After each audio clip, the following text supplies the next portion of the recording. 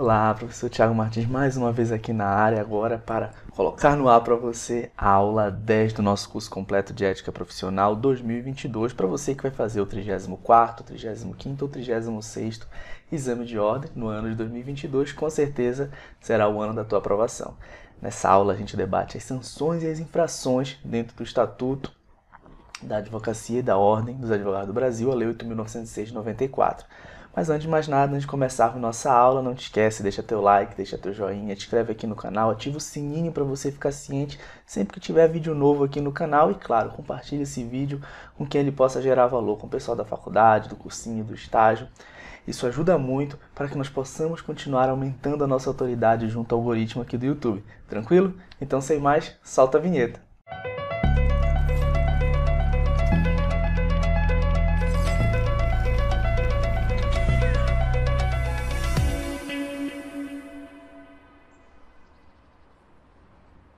Bem, olá, você aí que está assistindo a gravação do nosso curso completo de Ética Profissional 2022 para o 34º, 35º, 36º exame. O pessoal da mentoria que está aqui comigo, gravando numa segunda de manhã, esse assunto importantíssimo que é sanções e infrações dentro do Estatuto, tá? O material já está disponível para você aqui no link abaixo, é um material grande, acho que o maior material que nós temos nesse curso, mas é um material extremamente detalhado, no qual eu explico para você não só as sanções, mas explico também e colaciono, na maioria dos tipos infracionais do artigo 34, jurisprudências do Tribunais de Ética, tanto do Conselho Federal quanto de alguns tribunais de ética dos conselhos seccionais pelo Brasil. Então vamos lá, vamos começar. Gente, falando de sanções e infrações, a gente fala do artigo 35, basicamente, do Estatuto, que ele vai trazer para a gente quais são as sanções que nós temos, tá? Deixa eu colocar aqui para você. Ele colaciona para a gente, basicamente, tá? Quais são as sanções que nós temos. Dentro desse aspecto, olha só, nós temos a censura, a suspensão, a exclusão e a multa. Nós vamos estudar cada uma delas. Mas antes de mais nada, eu preciso explicar para você o seguinte, que antes do 35, as sanções e infrações, elas começam no artigo 34. Mas por que eu estou começando no 35? Porque o 35, o 36 e o 37, na verdade, o 35, o 36, o 37 e o 38, tá? Eles vão fazer indicações ao artigo 34. Do artigo 34, inciso tal, é censura. Do artigo 34, do inciso tal, é suspensão. Então, depois da exclusão, depois vem a multa. Então, dentro desse ponto, tá? Ó, ele faz indicação ao 34 da exclusão, não faz de multa. A gente vai ver porque a multa é aplicada um pouquinho diferente. Então, o que eu fiz? A gente começa no 35, aí eu vejo o 36 com vocês, e dentro do 36 eu vejo o 34, os incisos do 34 que são atinentes à censura. Por sua vez, eu lá no 37 eu vejo os incisos do 34 que são atinentes à suspensão. Por sua vez, lá no 38, eu vejo os artigos do 34 que são atinentes à exclusão, e depois a gente vê a multa e alguns outros aspectos, tá? Vamos lá. Então, vamos começar aqui a nossa conversa, nosso debate. Olha só, deixa eu só voltar para cá. Quando a gente vai falar de censura, suspensão, exclusão e multa, cada um desses tem um aspecto importante. Só que eu vou logo falar, tá, para vocês, sobre um ponto que é a publicidade dessas sanções. Olha só. As sanções devem constar dos assentamentos do escrito, ou seja, lá no registro do escrito na OAB, após trânsito e julgado da decisão.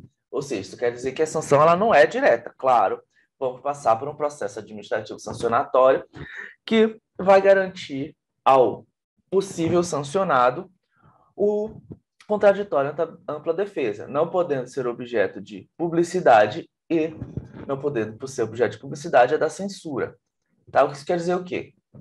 Isso quer dizer que a suspensão, a exclusão, tá? Eu não estou falando de multa.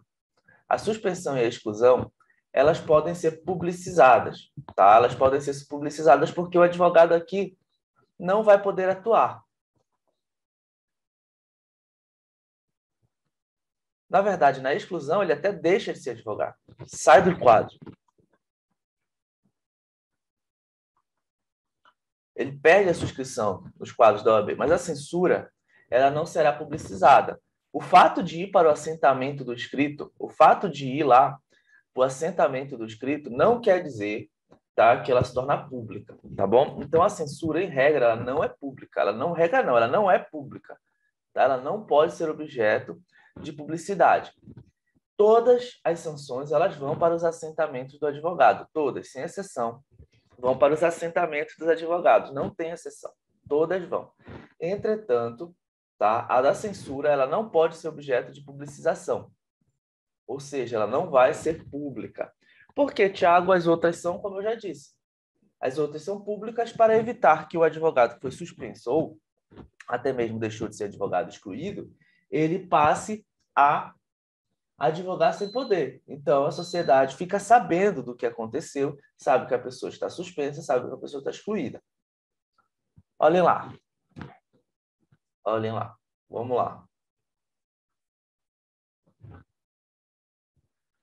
Então, a gente vem aqui para o artigo 36 e vai falar, olha, a censura é aplicável nos casos de... Mas o que é censura? Suspensão, exclusão é até autoexplicativo, né? Mas o que é censura? A censura é um chamamento de atenção. A censura é uma formalização que não te impede de advogar, mas que formaliza um descontento da ordem com uma conduta sua. Ela vai chamar a sua atenção, ela vai dizer, ai, ai, ai, não faça mais isso. Mas aquilo ali tem cunho reprobatório e, claro, se você for reincidente, você vai poder ser suspenso. E uma censura anterior, por exemplo, ela pode ser levada em consideração para fins de agravamento de uma pena. Então, esses são os pontos basilares. Esses são os pontos basilares que nós estamos trabalhando. Então, olha só. A censura, tá? A censura, ela não te impede de advogar. É um chamamento de atenção. Só que antes da gente explicar para vocês, tá? Antes da gente analisar o 34 aqui, do 1 ao 16 e 29, tá? Ó, é 1 ao 16, depois só o 29, tá? Nós temos 29, de fato, 29 é o último. São 29 incisos no artigo 34. Ó. Mas para censura, o que vai caber censura? É do 1 ao 16 e 29. Qualquer violação ao Código de Ética e Disciplina que você lembra, tá? Que é a Resolução 02 de 2015 do Conselho Federal da OAB. Tá, e tudo que for violação nesse estatuto, presta atenção nisso aqui, isso aqui é interessante, ó.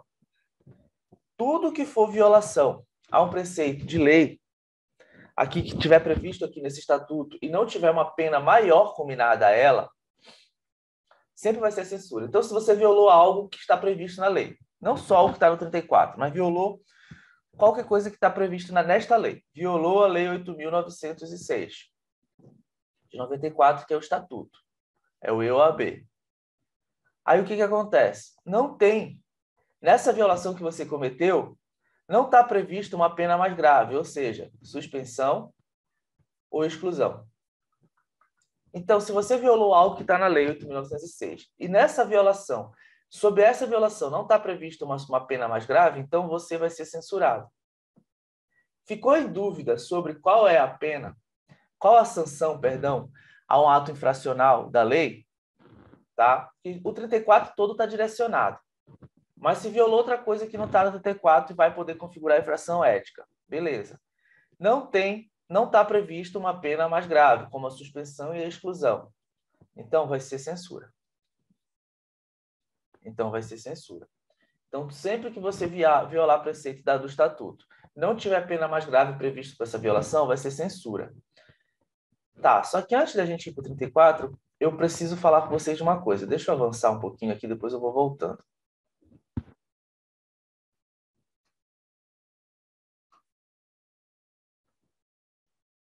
Depois eu vou voltando aqui. Ou já foi para o 37? Deixa eu só ver.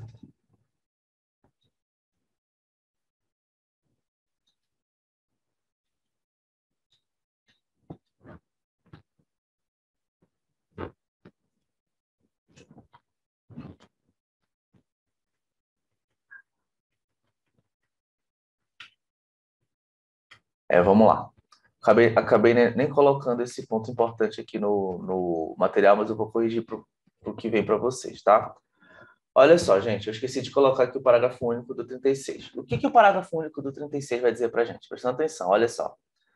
A censura, para você que vai baixar e para vocês aí já, pessoal da mentoria, já eu mando ele corrigido, tá? O que acontece? A censura, ela vai poder ser convertida em advertência. Advertência. O que é isso?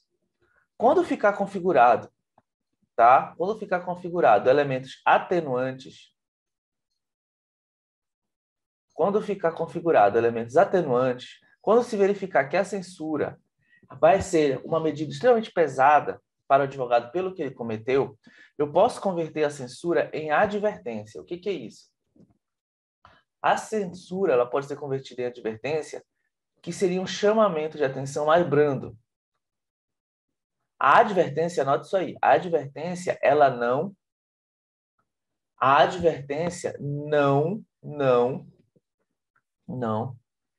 tá? É escrita nos assentamentos do advogado.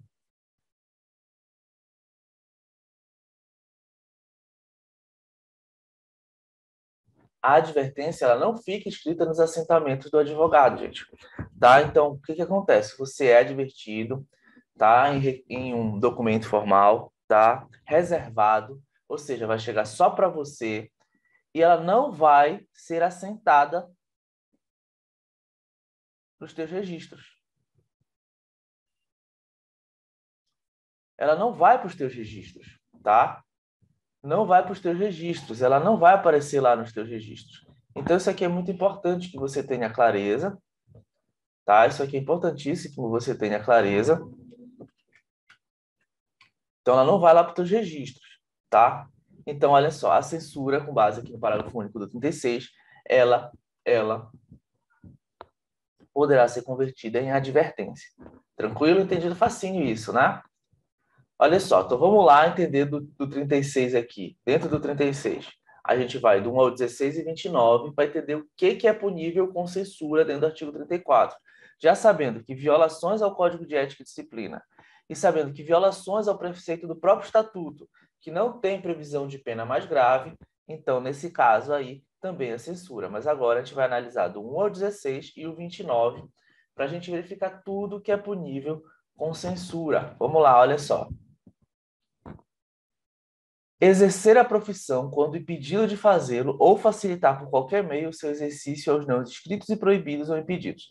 Gente, tem gente que acha que esse aqui é quando você tem aquela pessoa que finge ser advogada, tá? Um exercício ilegal de uma profissão por alguém que nem é formado. Não é isso. A OAB não pode punir quem não está escrito nos quadros. Começa por aí, tá? Então, quando alguém está exercendo a advocacia sem ter formação, sem poder, não é o fato, tá? Aqui é você punir alguém, ó, quando está impedido de fazê-lo, e esse impedido é lato sensu, tá? Tá? E esse impedido aqui é impedido quando você não está podendo fazer, tá? Por exemplo, quando você, mesmo quando você está incompatível temporariamente, tá? Porque se estiver incompatível permanentemente, você tem que ter cancelado a profissão, tem que ter cancelado a subscrição.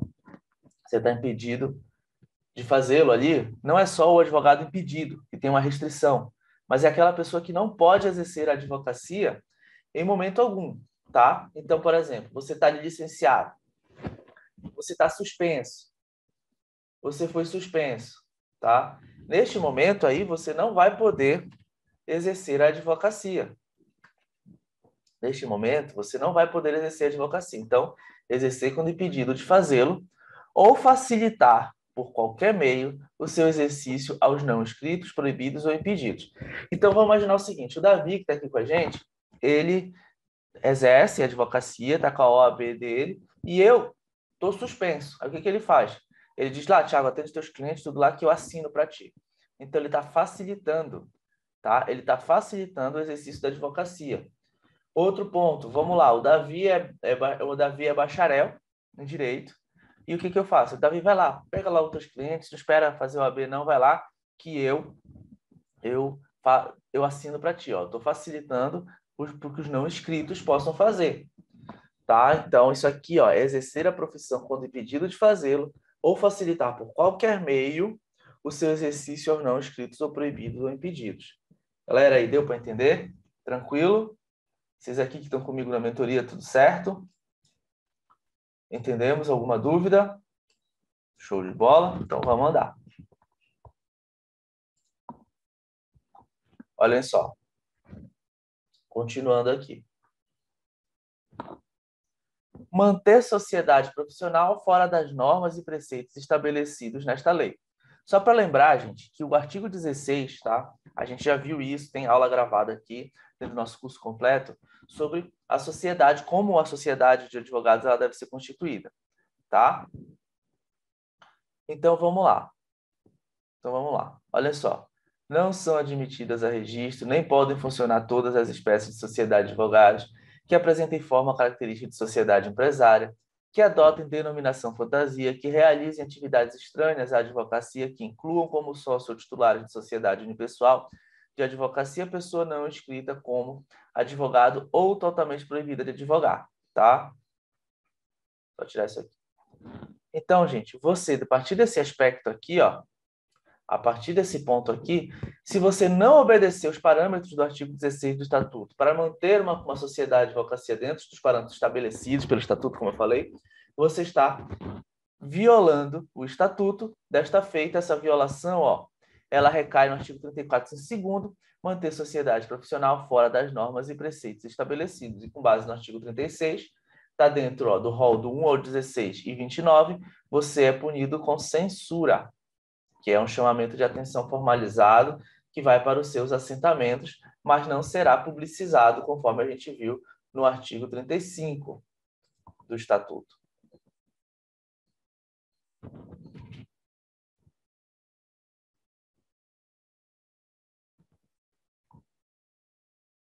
Por que está acontecendo isso? Vamos lá. Pra cá. Mas a...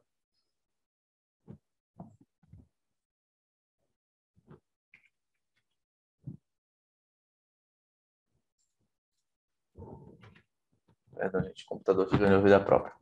Vamos lá. Olhem só. Valer-se de agenciador de causas. Gente, agenciador de causas é o famoso captador. Tá? E essa captação por um terceiro, tá?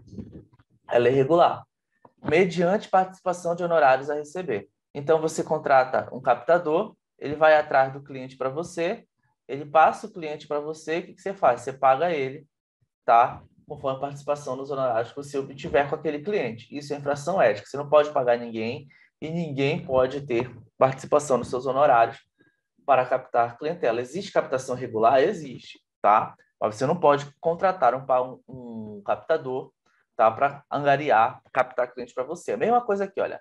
Angariar ou captar causas com ou sem intervenção de terceiros.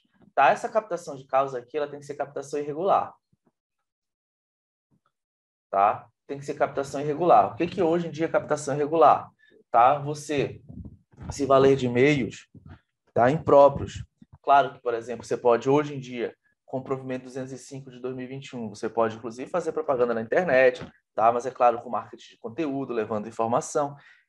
Essa captação, claro que você vai estar inserido nos locais buscando captar, essa captação ela é regular, ou seja, quando você se vale de meios escusos, ou você utiliza de influência indevida, ou você começa a se valer de meios de mercantilização da advocacia, quando você começa a se valer de meios de mercantilização da advocacia, quando você utiliza esses meios de mercantilização da advocacia, outros meios, para poder captar, isso é irregular, tá? Então, angariar ou captar irregularmente cliente com ou sem intervenção de terceiros. Tá? É claro que o cliente não vai bater na sua porta, do nada. Há essa possibilidade de captar com toda certeza. Agora, essa captação precisa ser dentro dos parâmetros éticos.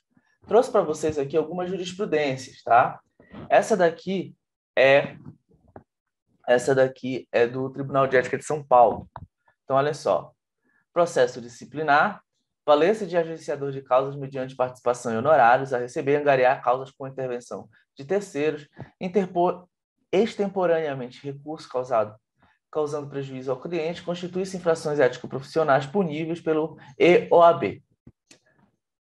A não conversão da pena de censura em advertência ante a existência de inúmeros processos disciplinares em folha de antecedentes, possibilidade.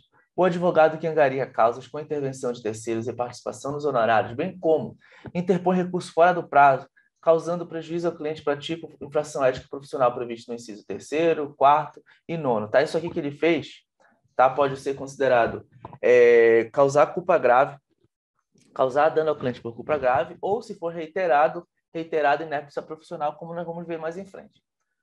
Em face da extensa lista de processos disciplinares em folha de antecedentes do acusado, é possível que a pena de censura não seja convertida em advertência. Tá? Então, a gente está vendo que alguém está sendo punido aqui por ter captado irregularmente, tá? Irregularmente o cliente, e mais, captou irregularmente e ainda prejudicou o cliente não interpondo o recurso no prazo. Então, olha só, mais uma jurisprudência aqui também é de São Paulo, tá? Essa jurisprudência aqui, ó.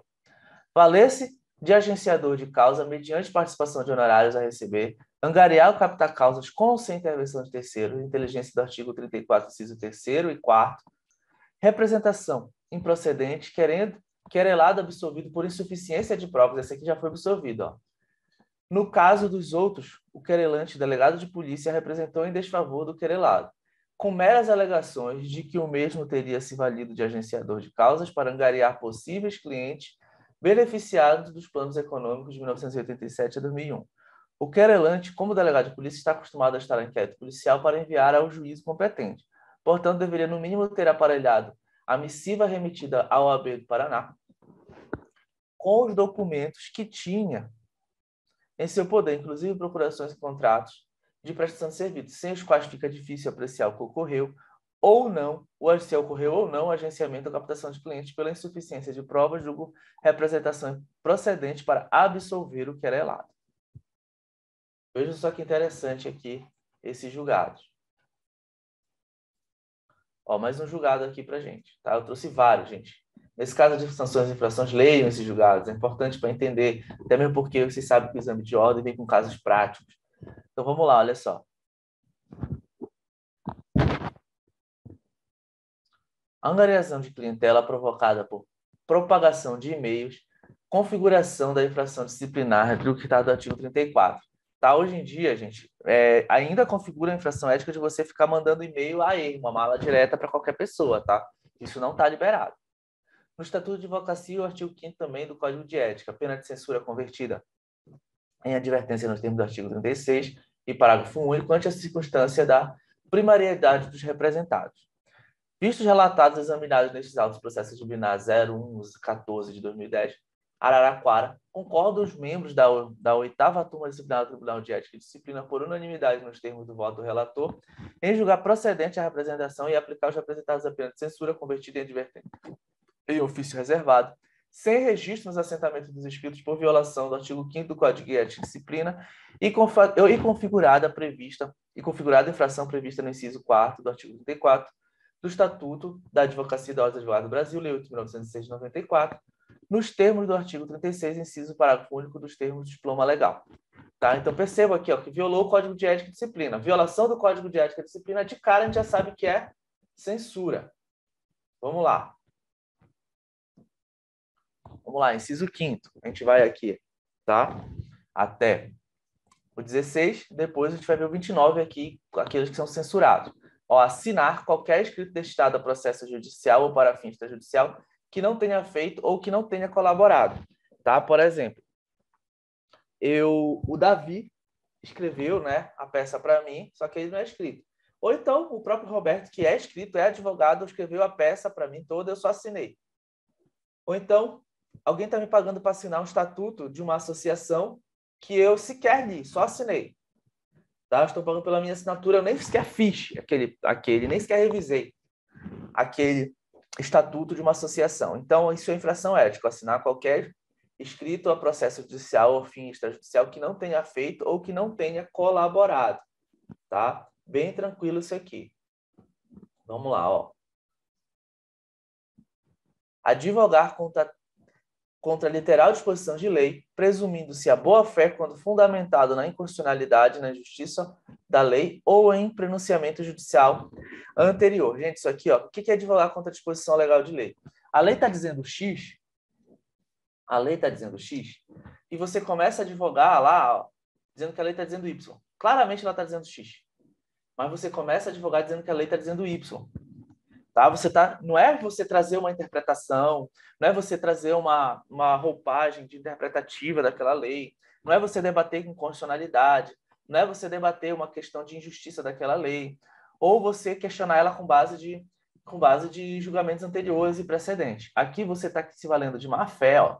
Perceba que aqui, ó, primeiro eu vou presumir a boa-fé do advogado ao fazer isso. Mas aqui, você se valendo de má-fé, começa a advogar falando que uma lei X está falando totalmente ao contrário. Por exemplo, você chega ali numa comarca, num determinado local, e você percebe que o juiz não tem domínio sobre uma determinada norma, nem o advogado da outra parte. Você é um exímio conhecedor e eles sabem disso. Você tem a lei X, que está dizendo X, e lá perante o juiz você começa a dizer que ela está dizendo Y. Por A mais B, ela está dizendo Y. Isso é advogar contra texto literal de lei, contra literal disposição de lei. Tá? Isso não pode ser infração ética. Tá? Agora, sempre que o advogado estiver fazendo uma advocacia nesse sentido, eu vou presumir a boa-fé, mas sempre quando for fundado em inconstitucionalidade, na injustiça da lei ou em pronunciamento judicial anterior. Tá? A gente não vai presumir que o advogado de cara tá mentindo. Olha só aqui, eu coloquei uma jurisprudência, olha só. Advogado que patrocina ação e a distribui sabendo e reconhecendo a proteção está prescrita, tá vendo? Ó, tá prescrito.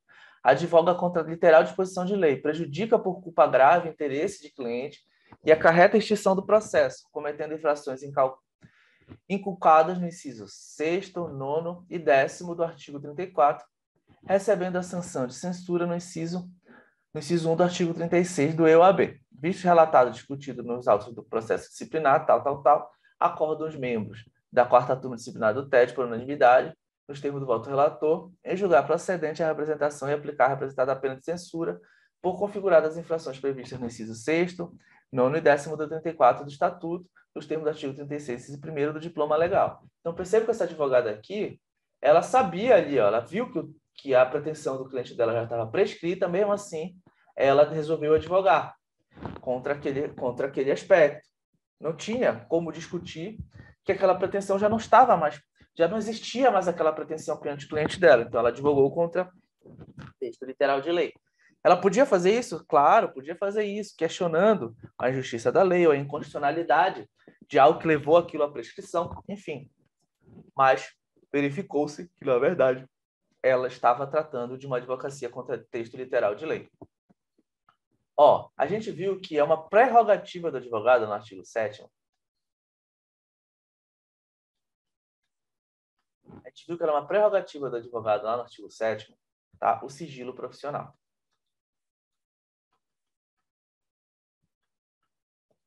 A gente viu isso, tá? Que o sigilo profissional é uma prerrogativa, é um direito do advogado. Mas, ao mesmo tempo que é um direito do advogado, ele constitui uma infração ética quando o próprio advogado venha violar, sem justa causa, quando ele viola sem justa causa esse sigilo.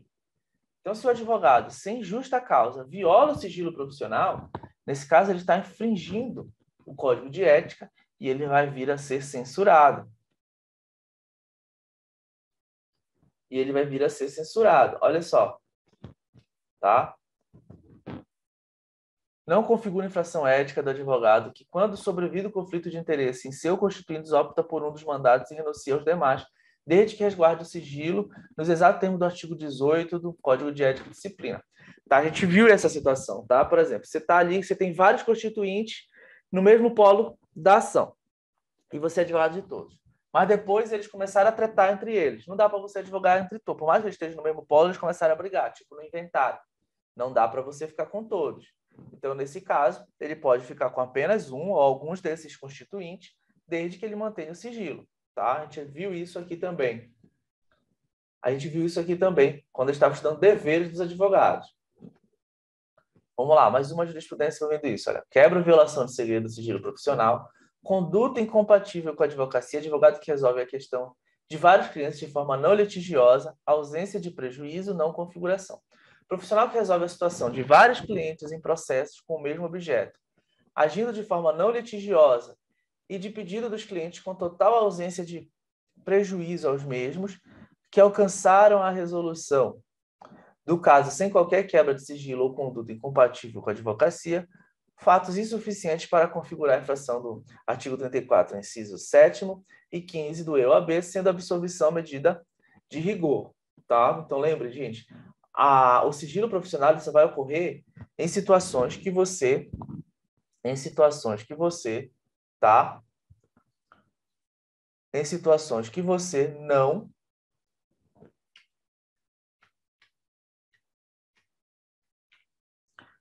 até repetir aqui, tá? Olha só. Em situações que você não observar o sigilo. Agora, nessa situação que você tem vários clientes que eles começam a tretar entre si ao longo do processo e você escolher um, isso não é infração ética, tá? Olha só, mais uma aqui, ó. Processo ético disciplinar, informação privilegiada profissional, advogado que patrocina a demanda contra ex-cliente, renúncia de poderes, infração ética profissional não configurada, ó. Não comete infração ética profissional o advogado que renuncia os poderes de clientes e posteriormente advoga contra o mesmo cliente em processo em matérias distintas, resguardando sigilo profissional. Então, agora esse é um caso diferente. Eu fui advogado do Davi numa demanda, agora eu sou advogado do Roberto contra o Davi em outra demanda. Posso fazer isso? Posso, desde que eu resguarde o sigilo profissional. Aquilo que eu sei sobre o Davi, eu não vou poder usar nesse processo. Isso acontece muito com advogado de empresa. O cara era advogado da empresa tal, depois ele é contratado para advogar contra a empresa tal. Isso pode? Pode, com toda certeza, desde que o sigilo profissional daquilo, as informações que ele obteve enquanto foi advogado daquela empresa, sejam resguardados. Vamos lá, esses oitavos. Estabelecer entendimento com a parte diversa, sem autorização do cliente ou sem a ciência do advogado contrário.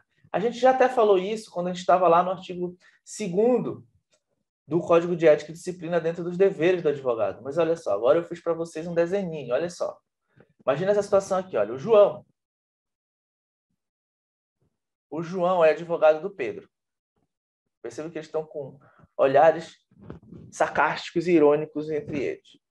O Fábio é advogado do Tadeu.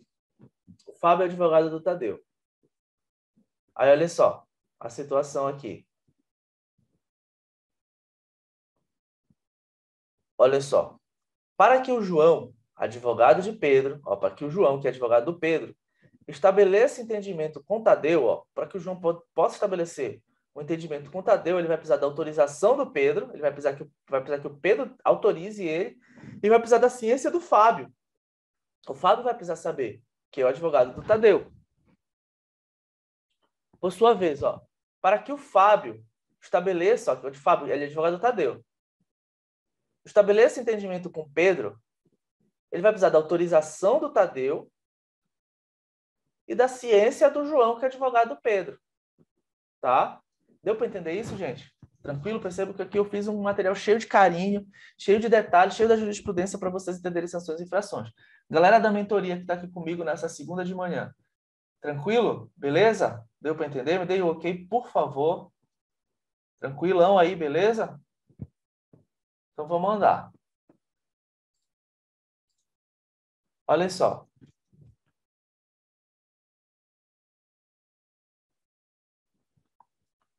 Prejudicar por culpa grave interesse confiado ao seu patrocínio.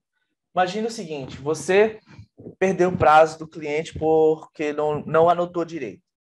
Você deixou de fazer uma contestação no prazo porque contou errado o prazo. Você foi desidioso, você não prestou atenção na demanda do cliente, você não percebeu que a demanda dele estava prescrita. Nesse caso, você agiu por culpa grave. E por culpa grave você pode ser censurado. Tá? Você pode ser censurado. Você estava ali numa situação e perdeu o prazo do cliente, você errou, você não anexou todos os documentos que deveriam ser anexados. você cometeu uma falha ao longo do processo daquele cliente. Nesse momento, você prejudicou por culpa grave o interesse daquele confiado, do seu cliente que confiou a você. Então, você vai ser censurado nesse caso, tá? Eu trouxe jurisprudência aqui para vocês, olha só. Caracterização de ato de prejudicar por culpa grave o interesse do confiado. Tá? Isso aqui já é do Tribunal de Ética de Santa Catarina. Ao seu patrocínio, infração prevista no inciso 9º, 11, 16 e 20 do Estatuto, no artigo 34, com os artigos combinados com o artigo 9 e 12 do Código de Ética, e disciplina a aplicação da pena de suspensão pelo período mínimo de 30 dias. Isso aqui já aplicou suspensão, tá? Nesse caso aqui já aplicou suspensão. Mas, em regra, é censura. Por que ele aplicou suspensão? Porque, olha, entrou aqui o 20. E o 20 é elemento de suspensão, tá? É elemento de suspensão. Mas eu vou explicar isso para vocês mais à frente. O mais importante é que vocês entendam ali que a regra ali de você ali, por culpa grave, causar problema ao cliente, em regra, é suspensão. Olha só aqui, ó. Processo ético disciplinar, transgressão do artigo 34, 9 e 11, é a pena de censura convertida em advertência a prejuízo decorrente de culpa grave do interesse confiado ao patrocínio e representação precedente. Para que o instrumento do mandato seja extinto pelo decurso do tempo, é necessária a consignação do respectivo instrumento. Abandonando a causa sem justo motivo e o prejuízo do interesse confiado a patrocínio por culpa grave, constitui infração ética disciplinares de representação precedente. Nesse caso, o advogado, ele simplesmente abandonou a causa, deixou lá. Ela correr a própria sorte dela, abandonou e pronto, e não fez nada, tá? Não pediu, ele não renunciou poderes, não fez nada. Aí ele abandonou, isso ali é caso, tá, de infração ética que você causa dano ao seu cliente devido a culpa grave. Vamos lá, mais uma jurisprudência aqui também do Tribunal de Ética de Santa Catarina. Informação clara e inequívoca ao cliente sobre a data da audiência, relações entre advogado e cliente baseadas na confiança, atos no exercício profissional, cumprimento dos deveres do Código de Ética e Disciplina, prejudicar por culpa grave o interesse do confiado ou seu patrocínio, improcedência do pedido. Não pode ser aplicada a sessão disciplinar quando o causídio comprova ter ajuizado processo tempestivamente, ter dado ciência ao constituinte sobre a data e hora da audiência em que ele não compareceu, tá? O cliente mesmo não compareceu. O advogado entrou com o processo, fez tudo certinho, avisou o cliente quando era audiência e o cliente que não apareceu. Então, ele não pode ser punido por culpa grave. Agora, se fosse o oposto. Não avisei o cliente quando era audiência, não fiz nada, deixei para lá. Nesse caso aí, nós temos o quê? Você causou um dano por culpa grave ao seu cliente. Ó, constitui infração disciplinar. Olha, acarretar conscientemente por ato próprio a anulação e a nulidade do processo em que funcione, tá? Você mesmo, por ato próprio, você mesmo, conscientemente, levou o processo que você estava advogando à anulação ou à nulidade, tá? Você mesmo praticou um ato para que aquele processo se tornasse nulo. Olha só aqui. Litigância de má-fé. Acho que tem um pouquinho mais dessa jurisprudência antes. Eu só coloquei essa parte, só verificar aqui. Não é isso mesmo, vamos lá. Só coloquei o 3 e o 4. Ó. Litigância de má-fé somente após a confirmação da sentença em grau de recurso em seu favor, a parte peticiona informando que houve distribuição da ação em duplicidade. A manobra do patrono em ajuizar duas ações e só após o desfecho de uma, em seu favor, peticiona requerendo a desistência da outra, indica o uso de processo para alcançar o objetivo legal. De fato, eu só coloquei o 3 e o 4, porque é onde estava nos interessando. A manifestação de deslealdade processual impõe a condenação de litigância de má-fé. Então, perceba o caso aqui. Ó. A pessoa peticionou em duplicidade. Aí ele esperou o desfecho de uma, vendo qual era mais favorável para ele, para a outra ele desistir. Então, isso é litigância de má-fé. Tá? Então, ele ali deliberadamente levou a nulidade do processo que ele estava funcionando. Infração disciplinar, oficia OAB com cópia ou acordo para apurar a infração disciplinar, entre outras constantes no inciso 34 décimo, acarretar conscientemente por ato próprio anulação a nulidade do processo em que funcione, tá? E aqui, ó, isso aqui já levaria, tá, até um outro tipo de sanção mais séria, manter a conduta incompatível com a advocacia. Mas nesse caso aqui, ó, a gente está trabalhando só do décimo, que é acarretar nulidade por ato próprio em processo que funcione. Vamos lá, vamos continuar. Inciso 11, olha, abandonar a causa sem justo motivo ou antes de decorrer 10 dias da comunicação da renúncia.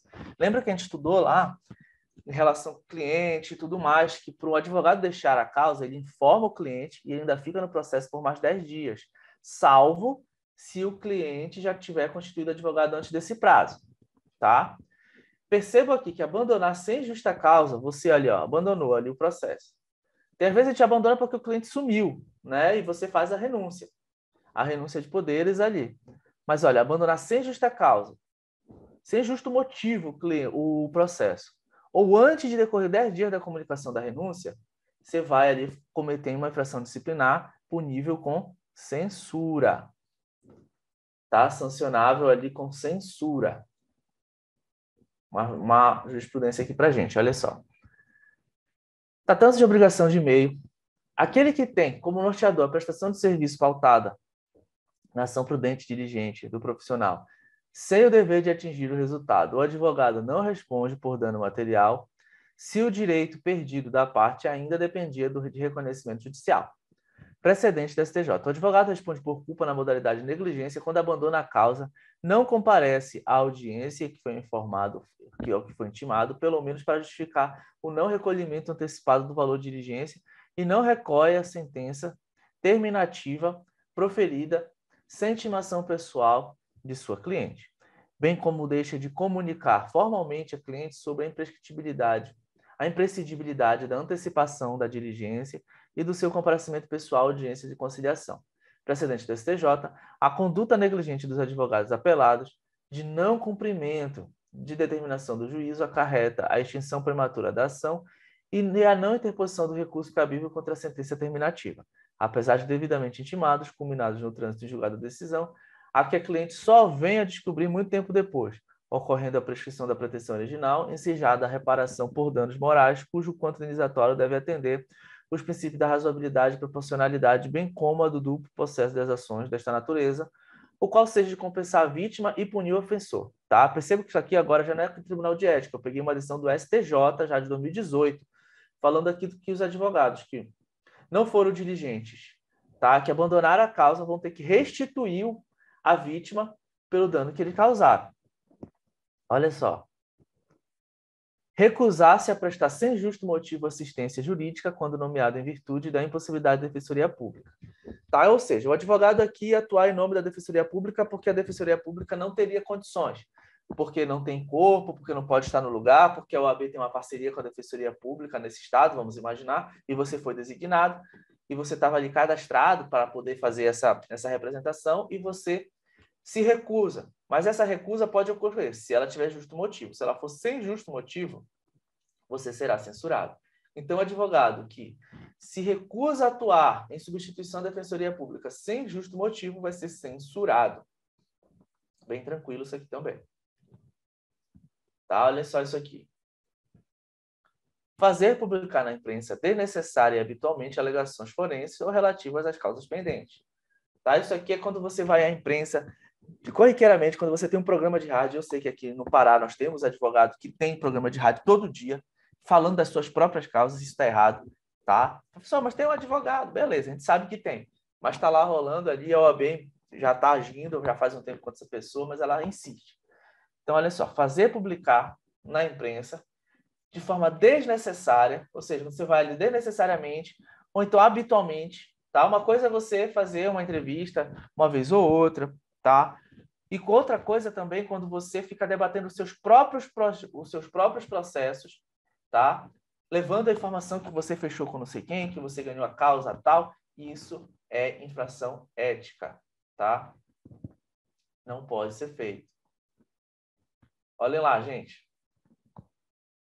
Você falar que no escritório tem um cliente XPTO, que você faz isso, isso, aquilo, beleza, tá? Você não pode levar ali de uma maneira que você levar ali de uma maneira assim, olha, nós ganhamos o cliente tal, por causa disso, era uma causa imensa, isso você não pode fazer. Quando você leva a informação da sociedade, que teve uma demanda, você não cita ninguém, você só explica o aspecto técnico dela de uma forma bem branda, você pode. Agora, quando você usa aquilo ali para você angariar cliente, levando corriqueiramente à imprensa, isso não pode. tá? Olha só.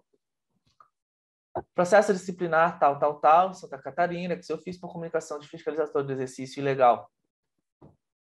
Só um instante aqui. Minha mesinha aqui travou, só um instante.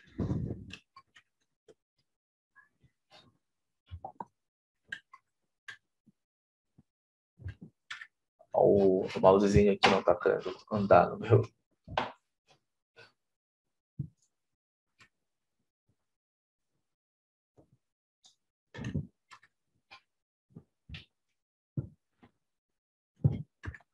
Enfim, vamos lá.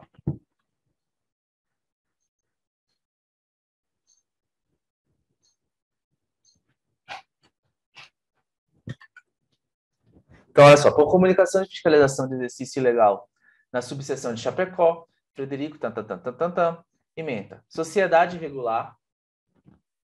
Voltou. Sociedade irregular, ausência de provas de contra-informação, arquivamento, fazer publicar na imprensa desnecessária, habitualmente alegações forenses através de anúncio de rádio, configuração da infração, erros reiterados que evidenciem inépcia profissional. Esse cara aqui faz muita coisa, ó. Configuração de infração porque ele ia no rádio e inépcia profissional, necessidade de esclarecer em que consistem os erros, havendo falta de provas, deve haver arquivamento quanto a esta infração. Ele já foi arquivado dele, né? Estava sendo ameaçado de muito, estava sendo acusado de um monte de coisa ali, mas ainda arquivado. Ou seja, ele foi na imprensa ali, falou um monte de coisa, mas não tinha a prova. Olha só, gente, deturpar o teor de dispositivo de lei, de citação doutrinária ou de julgado. Tem gente que faz isso, mais do que a gente imagina. Pega uma jurisprudência, muda uma palavra, muda um jeito, coloca ali ela de um jeito totalmente errado, tá? Isso é infração ética, quando você deturpa o teor do dispositivo da lei, da citação ou do julgado. A gente tem que usar ela ipsilíteris. Exatamente como está, tá? Bem como de depoimentos, documentos e alegações da parte contrária para confundir o adversário ou iludir o juiz da causa. Vamos lá, olha só. Continuando. Fazer em nome do constituinte, sem autorização escrita, imputação a terceiro de fato, definido como crime. Gente, isso aqui é quando, por exemplo, você, em nome do seu constituinte, sem autorização dele, sem autorização escrita, você começa a dizer que um terceiro, tá? Um terceiro pode ser contra quem ele esteja demandando, contra terceiro ali, você está dizendo que está cometendo um crime. Então, por exemplo, sou advogado Davi e começo a dizer que o Roberto agiu de forma criminosa contra o Davi, tá? Não posso, eu preciso da autorização do Davi. E o Davi não me autorizou a fazer isso. Então, eu estou fazendo imputação ao Roberto de uma atividade criminosa, de uma atuação criminosa, que o Davi não me deu autorização por escrito para fazer. Tá? Então, eu não posso imputar em nome de terceiro fato constituído como crime sem autorização prévia do meu constituinte. Olha só isso aqui, ó. Isso aqui é uma notícia, tá? É uma notícia, lembro lá, 2008, questão ali do Daniel Dantas e tudo mais. Então, olha só.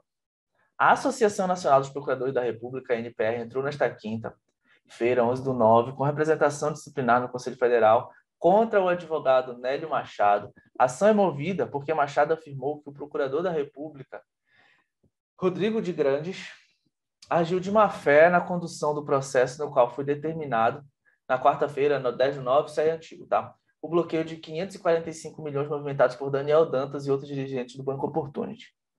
Segundo a representação, ao afirmar que o procurador agiu de má-fé, Nélio acabou imputando ao membro do MPF crime de prevaricação. De fato, ao afirmar que o Ministério Público Federal e a Justiça Federal agem de má-fé na promoção da condução do processo, Sua Excelência imputa a estas autoridades graves a acusação de exercerem sua função contra a disposição expressa de lei para a satisfação de interesse distinto do estrito exercício do seu ofício. Ou seja, ele está sem autorização do cliente dele, imputando a ação criminosa a um terceiro. A ANPR afirma que o advogado está descumprindo o inciso 15 do artigo 34 do Estatuto da OAB, segundo o dispositivo constitui infração ética disciplinar, fazer em nome do constituinte, sem autorização escrita deste, imputação a terceiro, de fato definido como crime. A reportagem do jornal Folha de São Paulo informa que o advogado atribuiu o bloqueio de dinheiro de má-fé do Ministério Público A má-fé do Ministério Público Federal da Receita Federal é um dinheiro declarado limpo. Temos todos os controles de transferência de administração, afirmou. O advogado diz ainda que é um excesso do juiz da Sexta Vara Federal Criminal de São Paulo.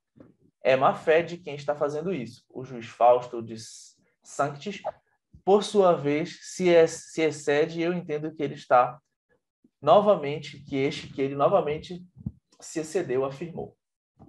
Então, ele está imputando em nome do cliente dele uma conduta criminosa para terceiro. No caso, o cliente dele era o Daniel Dantas, não tinha autorização escrita nenhuma do Daniel Dantas, dizendo que ele poderia imputar fato criminoso a um terceiro, que no caso era o juiz e o procurador da República. Olha só, para terminar aqui, penúltimo, antes de terminar aqui o artigo 34, do 16, só falta depois ver o 29, olha só. Depois a gente vai para a suspensão e exclusão. Deixar de cumprir no prazo estabelecido determinação emanada pelo órgão ou autoridade da ordem em matéria de competência desta, depois de regularmente notificado. Olha, a OAB te notificou, te deu um prazo para fazer alguma coisa, você não fez, você vai ser censurado. Gente, o 29, tá? O 29 também é censura. Perceba que do 16, do inciso 16 do 34, a gente foi para o 29. E ele aqui, ele é pautado no estagiário, tá? Ele é pautado no estagiário, especificamente. Então, olhem só. O que ele vai dizer para a gente? Olha, praticar o estagiário ato excedente de sua habilitação. Então, olha, o estagiário, a gente já estudou, o estagiário de advocacia, e ele pratica ato que não pode fazer. Então, ele começa a dizer que é advogado, ele começa a atender cliente, ele começa a fazer atos, praticar atos além da sua envergadura de competência como estagiário. Nesse caso ali, sim, o estagiário pode ser censurado, tá? Pode ser representado, por sua vez, censurado. Gente, sobre censura, alguma dúvida? Tranquilo? Para a gente começar a falar aqui de suspensão? Tranquilo? Alguma dúvida sobre censura? Beleza? Entendido? Perdão. Sobre censura. A gente está terminando censura. Vamos lá agora para a suspensão. Gente, a suspensão, o que é a suspensão? Você vai ficar impossibilitado de advogar,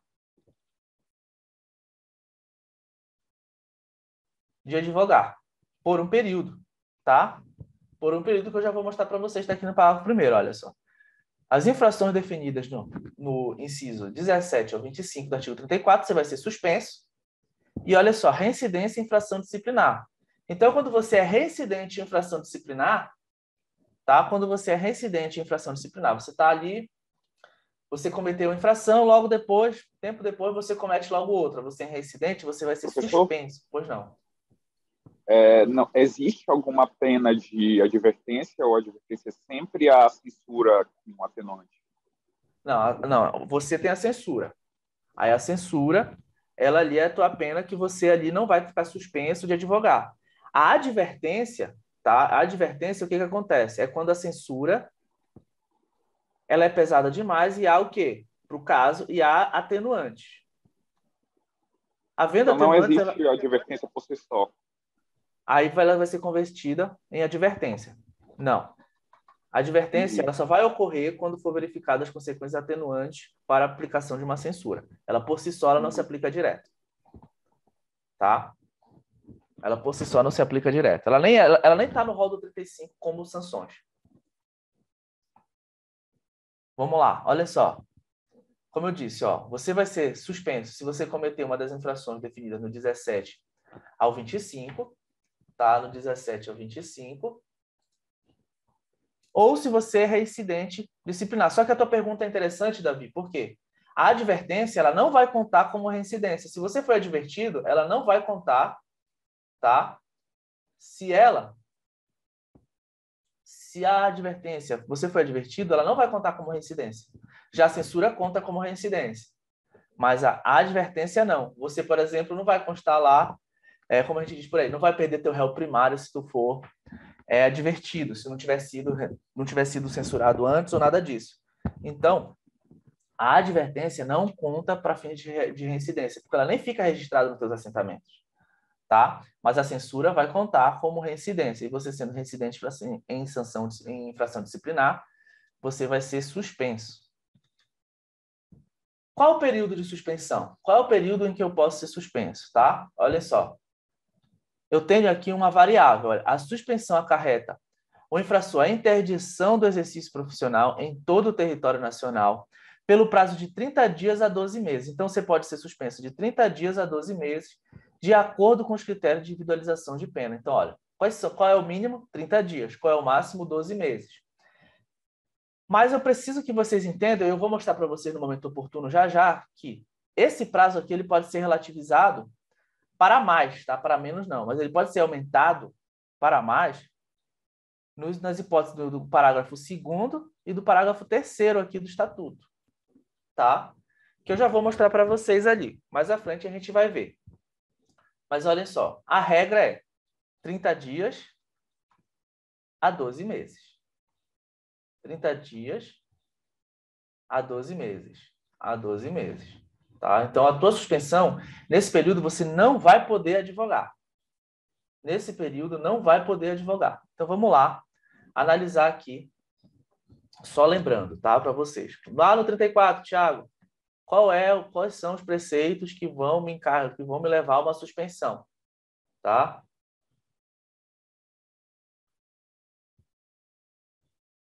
Tranquilo, Hélio. Tranquilo. Depois eu tô assistindo aí a gravação, tá? Olha só. Inciso 17 a 25. Do 17 ao 25, você vai ser penalizado com suspensão, também em caso de reincidência em infração disciplinar. Então, vamos lá. 17, olha. Prestar concurso a cliente ou a terceiro para a realização de ato contrário à lei ou destinado a fraudá-lo. Tá? Prestar concurso é quando você, junto com o teu cliente ou com o terceiro, você comete um ato aí para fraudar a lei. Olha só. Jurisprudência aqui para gente, tá? Conselheiro Federal Zé Helder, recurso do Conselho Federal, decisão definitiva não unânime do Conselho Federal, alegação de violação do princípio da correlação entre a acusação e a sentença, da ocorrência da alegação, não comprovação, conduta incompatível com a advocacia, ausência de materialidade. Prestar concurso a cliente para a realização de ato contrário à lei ou destinado a fraudá-la, infração configurada, dosimetria, ausência de reincidência, redução do prazo de suspensão. No processo administrativo disciplinar, o advogado se defende dos fatos que lhe são imputados, cabendo ao órgão julgador atribuir enquadramento legal próprio a esses fatos, o que veda que o advogado punido por fato sobre o qual não tenha exercido defesa, ou que não se verificou nos autos, visto que o advogado produziu amplamente sua defesa, não havendo qualquer nulidade processual, não foram acostados nos autos cópia no processo disciplinar, que alegava a apuração dos fatos, também objeto do processo disciplinar. Tá? Nesse caso aqui, o Conselho Federal, isso aqui é a jurisprudência do Conselho Federal, analisou mais a legalidade do processo administrativo, mas percebo que a pessoa estava sendo aqui julgada sobre questão de prestar concurso com o seu cliente ou terceiro para fraudar a lei. Olha só aqui, ó. O tópico 3. Conduta do advogado que não ultrapassa o grau de reprovabilidade do inciso 17 do artigo 34 do EOAB, restou demonstrado pelo advogado falseado. Olha só aqui, ó. O que ele fez? Demonstrado do advogado ter falseado deliberadamente a verdade e utilizado de má fé para tentar imputar à ré o dever de indenizar seu cliente por uma suposta negativação indevida. A impossibilidade de utilização de suspensão preventiva para majorar o prazo de suspensão precedente ser o recurso parcialmente provido para reduzir o prazo de suspensão ao mínimo legal de 30 dias, mas manter a multa culminada face à gravidade dos fatos. Tá? Então, nesse caso aqui, vocês perceberam que o advogado ele inventou coisas, fraudou a lei para que o cliente dele viesse receber uma indenização. Olha só. Solicitar ou receber de constituinte qualquer importância para a aplicação ilícita ou desonesta. Tá? Então, o cara, basta ele solicitar o dinheiro ou receber o dinheiro do cliente dele, tá? Do seu constituinte, qualquer importância, qualquer valor para aplicação ilícita ou desonesta. Então, assim, ele solicitou um dinheiro para subornar o serventuário da justiça para dar um andamento mais rápido no processo dele. Então, nesse caso, solicitar ou receber de constituinte qualquer importância para aplicação ilícita ou desonesta. Isso aqui também é infração ética que te leva, tá, ou então para levar um dinheiro ali para uma autoridade policial desonesta e tudo mais. Nesse caso aí, você vai ser suspenso. Olhem lá. receber valores da parte contrária ou de terceiro relacionados com o objeto do mandato sem expressa autorização do constituinte. Então, olha só, nesse caso aqui, ó, você vai receber valores da parte contrária ou de terceiros relacionados com o objeto sem expressa autorização do seu cliente. Mais uma vez, olha, eu sou advogado do Davi. E aí eu vou lá com o Roberto, que é a parte contrária, e o Roberto toma Thiago aqui para a gente resolver esse problema lá com o Davi, ele me dá 10 mil reais. Sendo que o Davi não me autorizou a isso, tá? Eu não tenho expressa autorização de receber nenhum valor da outra parte ou de um terceiro, tá? Relativo ao objeto do mandato, que é do meu constituinte do Davi. Então, aqui eu vou cometer uma infração ética de cunho mais grave e eu vou ser suspenso. Olha só aqui esse aqui. Locupletar-se por qualquer forma à custa do cliente ou da parte adversa, por si ou interposta pessoa. Tá? Aqui é quando, ó, eu vou me valer da boa-fé de alguém, quando eu vou me valer de alguém de boa-fé para me dar bem, para tirar vantagem de alguém indevidamente, tá? De como forma, Thiago? Diversas formas, tá? Eu engano o meu cliente, eu digo para ele que vai acontecer uma coisa e faço outra e me dou bem ali, ganho um dinheiro. Dou bem não, né? Tiro vantagem devida, faço um dinheiro me locupletando da boa-fé do meu constituinte ou de alguém ali que faça parte da demanda. Nesse caso ali, eu também vou ser suspenso, tá? Vou estar passível de suspensão. Olha só aqui. Tal. Recurso. Locupletamento de retenção indevida de valores, quitação integral, conversão excepcional da sanção disciplinar em suspensão e censura, razoabilidade, proporcionalidade, recurso parcial provido, constitui infração disciplinar locupletar-se por qualquer forma à custa do cliente nos termos do artigo 3420 e OB. Desclassifica a infração para o inciso 9 do artigo 34, convertendo excepcionalmente a penalidade de suspensão em censura, faça a quitação integral do débito e desinteresse do representante em prosseguir com a representação. Então, perceba aqui que ele se locupletou do cliente dele, depois houve ali um acerto, então a OAB, ali, o Conselho Federal, ali, reduziu a pena ali para sanção. Reconhecido parcialmente provido, visto os relatos discutidos no ato processo em referência a acordo dos membros da turma tal, por unanimidade de votos, em que reconhecer o recurso da parcial provimento, nos termos do voto do relator, na íntegra, o presente em Brasília. Olha só, mais uma jurisprudência aqui. Agora é Conselho Federal, tá? Olha só. Locupletar-se por qualquer forma à custa do cliente, acordo firmado anteriormente à queixa perante o Tribunal de Ética e Disciplina para a satisfação do crédito do cliente e não cumprido até a realização da notificação válida, não elide a responsabilidade ética do profissional que deverá ser apurado no limite do fato de ausência do pressuposto do artigo 75 do Estatuto, não conhecimento do acórdão. Então, nesse caso aqui, não conhecimento, perdão, aí acórdão, não conhecimento do acórdão não existe, né? Não conhecimento, acórdão, tá? Então, aqui nesse caso, o cara fez ali, o advogado fez um acordo com o cliente que ele não quitou. Tá? Ele se locupletou do cliente, depois foi ali buscar a quitação com o cliente do dinheiro que ele estava devendo pro cliente e ele não quitou. Gente, olha só aqui. Lembra que eu falei para vocês que tem algumas situações que aquele prazo de 30 dias a 12 meses pode ser maior? Então, olha só aqui o inciso 21. Olha só. O parágrafo 2º do próprio artigo 37 vai dizer isso aqui para a gente, olha só. Nas hipóteses do inciso 21 e 23, não é do A ao 23, é do 21 e 23 do artigo 34, a suspensão perdura até que se satisfaça integralmente a dívida, inclusive com correção monetária. Então, vamos imaginar o seguinte, tá? Aqui é o cliente que não restituiu, que não prestou contas com o seu cliente ou não, de fato, repassou o dinheiro que deveria ter repassado ao cliente, tá? Nesse caso aqui, do 21 especificamente, tá? Porque no 23 a gente já vai analisar uma situação que a gente precisa ter muito cuidado. O que acontece aqui? Tá? No 21, a gente vai ter o quê? Uma situação que eu tenho de 30 dias a 12 meses. Mas vamos imaginar que o advogado ficou suspenso por ali 4 meses. E ele não quitou o que devia ao cliente. Então, essa suspensão ela vai perdurar até ele quitar o que deve ao cliente. Tá, vamos imaginar, Thiago, mas ele foi suspenso há 8 meses. Foi suspenso há 8 meses. Mas antes disso, ele quitou a dívida que tinha com o cliente dele. Antes disso, ele quitou a dívida com o cliente dele. Ele volta a poder advogar antes do prazo de 8 meses que foi a suspensão dele? Não.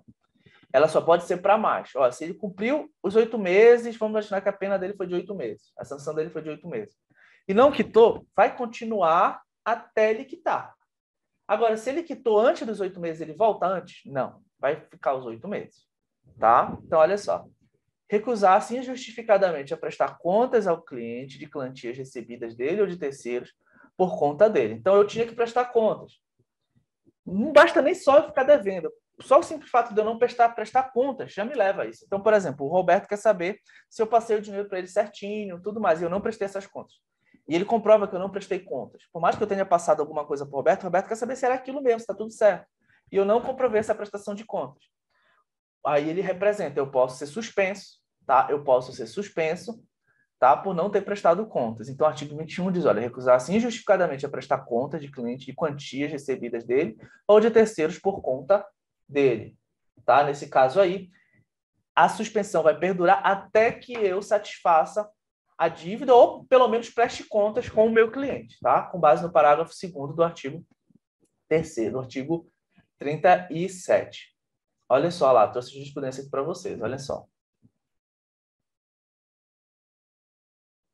Tá. Condenação por violação do artigo 34, inciso 20 e 21 da lei, ausência de prova que tenha sido requerida a prestação de contas pelo cliente e o advogado, justificadamente tenha se recusado a prestá-lo. Não estando presentes todos os elementos objetivos do tipo disciplinar, não é possível a imputação de infração disciplinar ao advogado. Artigo 34, inciso 20 da lei 8.906/94 tipifica a infração disciplinar somente quando o advogado recusa-se injustificadamente a prestar contas que sejam requeridas ao seu cliente, não configurada a infração disciplinar por ausência de prova de recusa de prestação de contas, deve ser afastada a tipificação da condenação, permanecendo apenas a violação do artigo 34, inciso 20, por sua vez, havendo um acordo judicial entre as partes para o pagamento dos valores devidos, deve ser afastada igualmente a prorrogação da sanção disciplinar, recurso reconhecido parcialmente provido. Aí o acórdão, vistos os relatos discutidos no presente em referência, o acordo de membro do órgão especial do Conselho Pleno do Conselho Federal do Ordem dos Advogados do Brasil, absorvendo o quórum exigido no artigo 92 do Regulamento Geral por unanimidade, em recolher o voto do relator. Em acolher o voto do relator, parte integrante deste, reconhecendo e dando parcial provimento ao recurso. Então, perceba que eu preciso comprovar também que o advogado não buscou prestar aquelas contas e, nesse caso, não ocorreu aqui. Então, ele ficou afastado da penalização dele a partir dessa perspectiva. Olha só isso aqui, ó. Reter abusivamente ou extraviar autos recebidos com vista em sua confiança. Tá? Isso aqui ocorria mais quando os processos eram físicos. Você pegava os autos e tinha carga rápida, tinha que dever no mesmo dia, e você ficava 3 meses com os autos. Você sumia com os autos do processo ali. Causava problemas ao diligente processual. Nesse caso aqui, o que acontece? Vai haver, então, a sua suspensão. Hoje, com o PJE e o EPROC, isso é difícil acontecer. Olha só, isso aqui, gente, muito cuidado, tá? Muito cuidado. Isso aqui também é uma suspensão lá, que cai lá no parágrafo 2º do artigo 34, mas o STF já declarou isso aqui inconstitucional. Mas não alterou o texto, tá? Não foi uma ADI. Então, cuidado com isso aqui. Duvido a OAB ou o FGV entrar nesse terreno com vocês, porque entra num terreno pantanoso que pode levar a uma anulação da questão. Mas cuidado com isso. Olha só, deixar de pagar as contribuições, multas e preços de serviços devidos à OAB depois de regularmente notificado a fazê-lo. Cuidado. Por que cuidado? Gente, olha só essa situação aqui, tá? Trouxe para vocês a jurisprudência, para vocês, para a gente analisar ela na íntegra, tá bom? Olha só. A jurisprudência desta Corte é no sentido que as anuidades cobradas pelos conselhos profissionais caracterizam como tributos de espécie, tá? Espécie contribuições de interesse das categorias profissionais no termo do artigo 149 da Constituição da República. As sanções políticas consistem em restrições estatais no exercício da atividade tributante que culminam por inviabilizar injustificadamente o exercício pleno da atividade econômica ou profissional pelo sujeito passivo de obrigação tributária, logo representam afronta aos princípios da proporcionalidade e razoabilidade devido processo legal substantivo. Precedente. Doutrina. Não é dado a Conselho de Fiscalização Profissional perpetrar sanção de interdito profissional por tempo indeterminado até a satisfação da obrigação pecuniária, com a finalidade de fazer valer seus interesses de arrecadação frente à infração disciplinar consistente na inadimplência fiscal. Trata-se de medida desproporcional e caracterizada como sanção política em matéria tributária. Ou seja, o STF está dizendo que eu não posso mais suspender advogado que está devendo anuidade.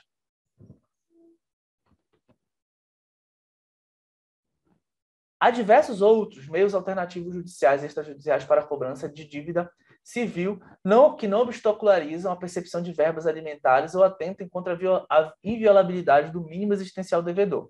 Por isso, infere-se a ofensa do devido processo legal substantivo e aos princípios da razoabilidade e proporcionalidade, haja vista a ausência de necessidade do ato estatal, fixação da tese de julgamento para efeitos de repercussão geral, é inconstitucional a suspensão realizada pelo Conselho de Fiscalização Profissional e enquadra a OAB do exercício laboral de seus inscritos por inadimplência de anuidade, pois a medida consiste em sanção política em matéria tributária.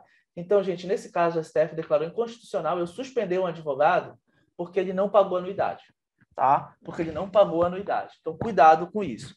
Acho difícil a OAB entrar nesse terreno, porque a lei ainda diz que pode, mas se aparecer, vai pela lei. Vai pela lei, tá? A prova de ética profissional na FGV ela é extremamente legalista. Então, se aparecer suspensão do advogado porque ele não pagou anuidade, marca como certo, tá? E aí, se você marcar errado, a gente tenta anular e vice-versa. É uma questão extremamente anulável, tá? Mas eu acho difícil a FGV entrar nesse terreno com vocês. Mas, se aparecer lá na tua prova, tá? Depois a gente discute, mas marca que tá certo o que tá na lei, tá? Porque a FGV é extremamente legalista. Vamos lá, ao que tange a prova de ética profissional.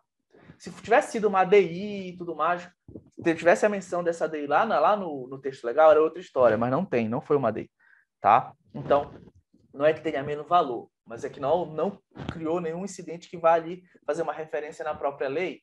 Então, nesse caso ali, é que na situação lá dos defensores públicos, vai pelo que está na lei, mas acho difícil a FGV entrar nesse terreno com vocês. Então, olha só. Mais uma aqui, ó, 24. Incidir erros reiterados que evidenciem inépcia profissional. Mais uma vez aqui, ó, algo que pode aumentar o período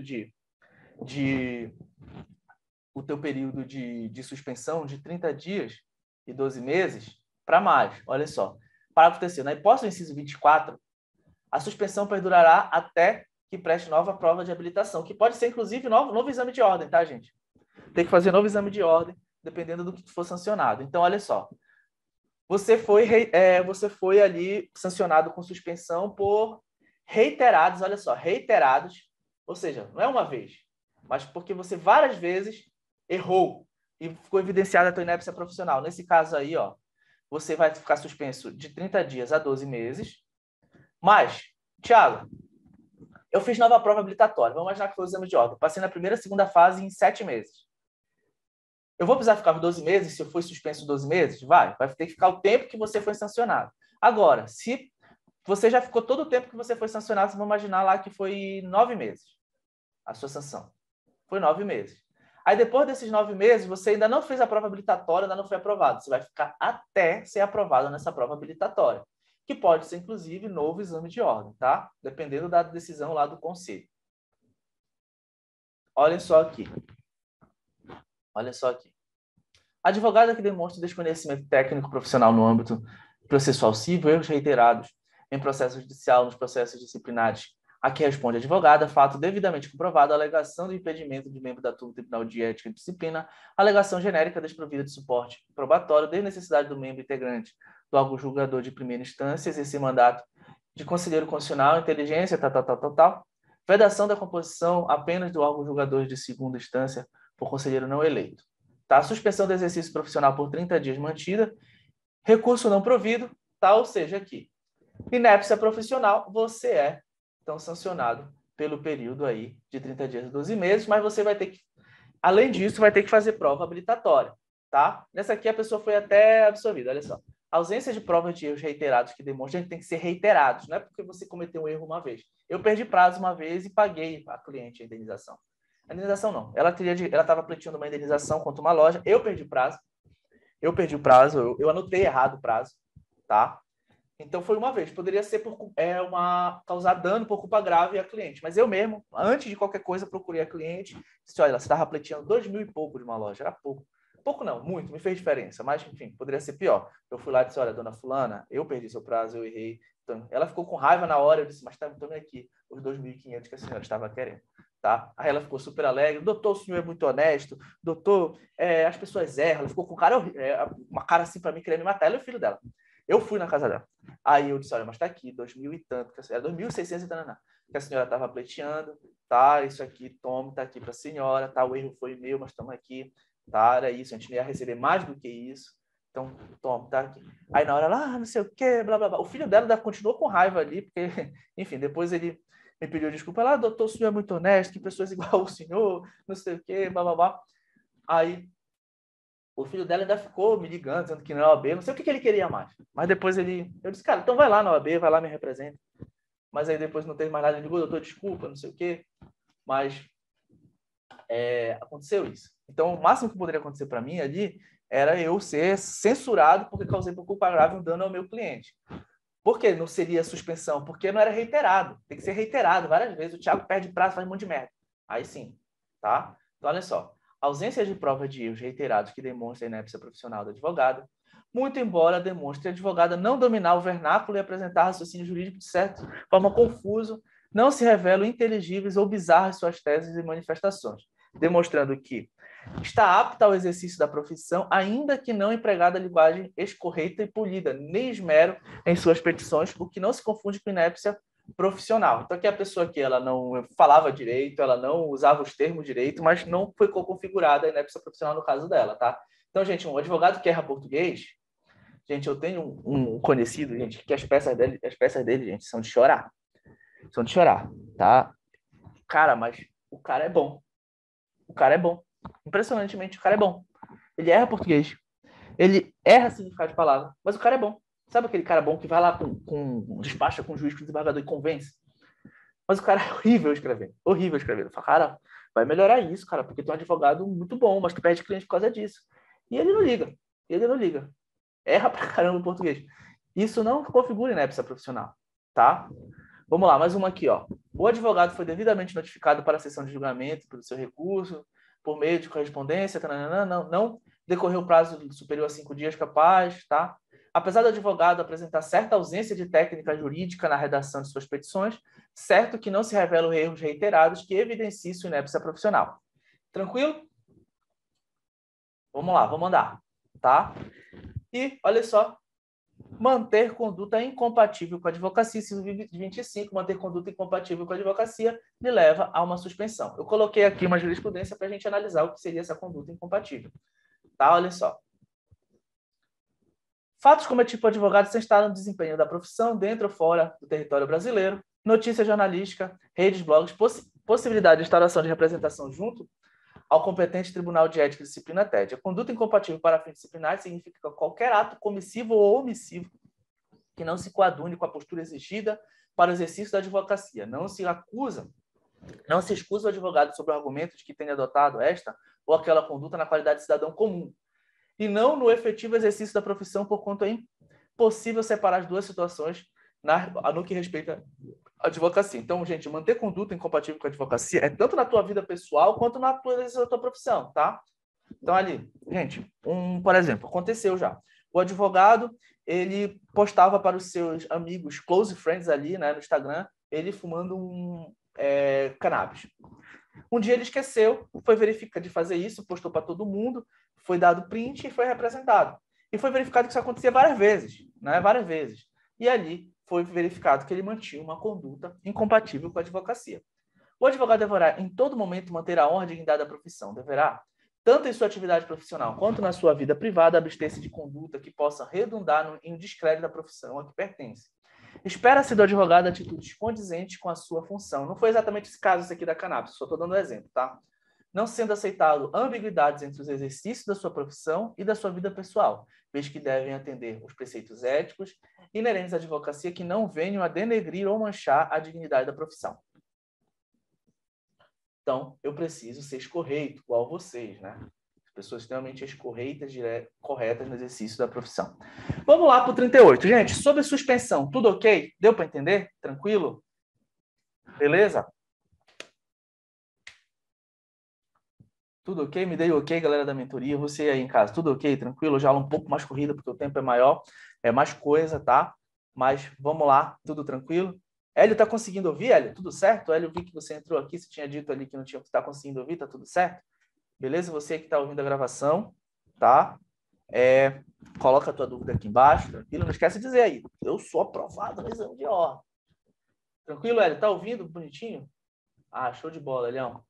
Depois tu assiste a gravação e tu já sabe, né? Com acesso direto a mim aí, é só mandar tua dúvida aí pelo WhatsApp, pessoal da mentoria, você que está assistindo a gravação, só me mandar um direct no Instagram. Olha só, gente, como é que eu sou excluído? Aplicação por 3 vezes da suspensão. Então, se eu sou suspenso 1, 2, na terceira, tchau, excluído.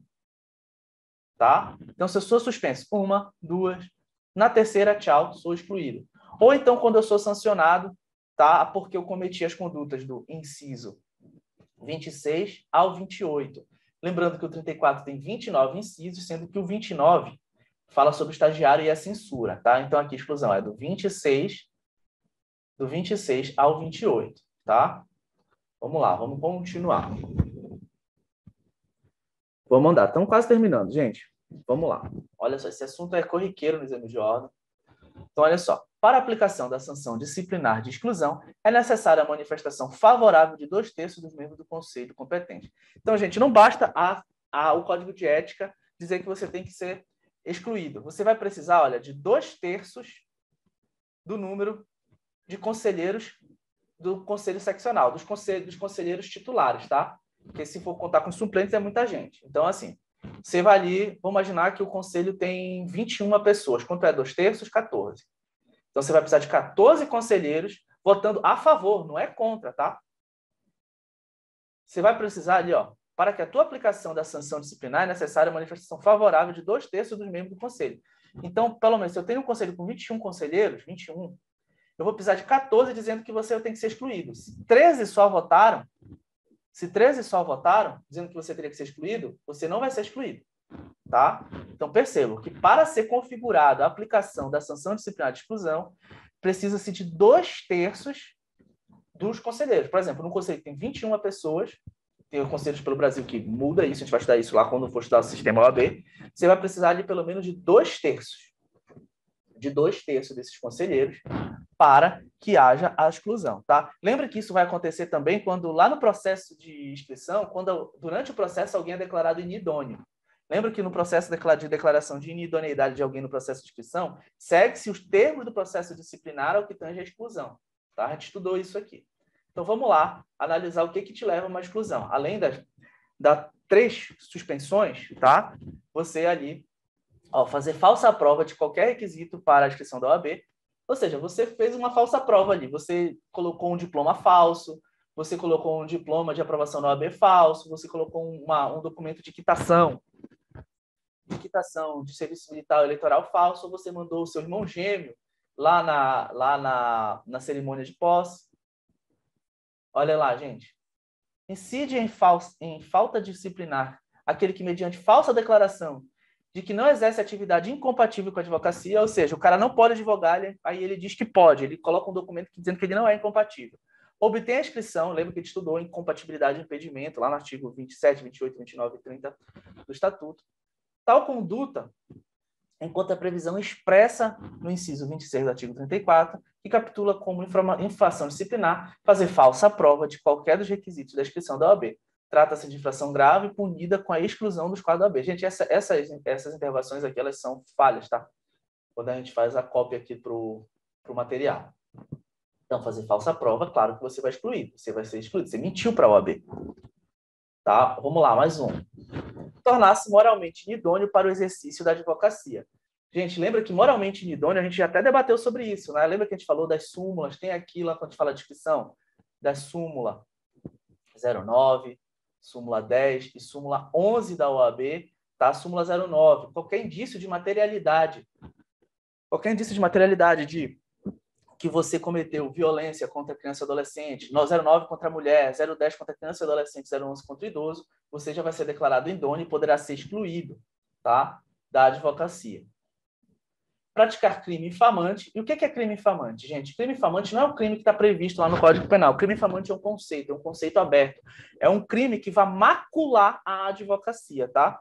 Então, olha só, eu coloquei aqui várias jurisprudências para a gente entender o que é crime infamante. Olha só. A prática de crime infamante gera idoneidade moral.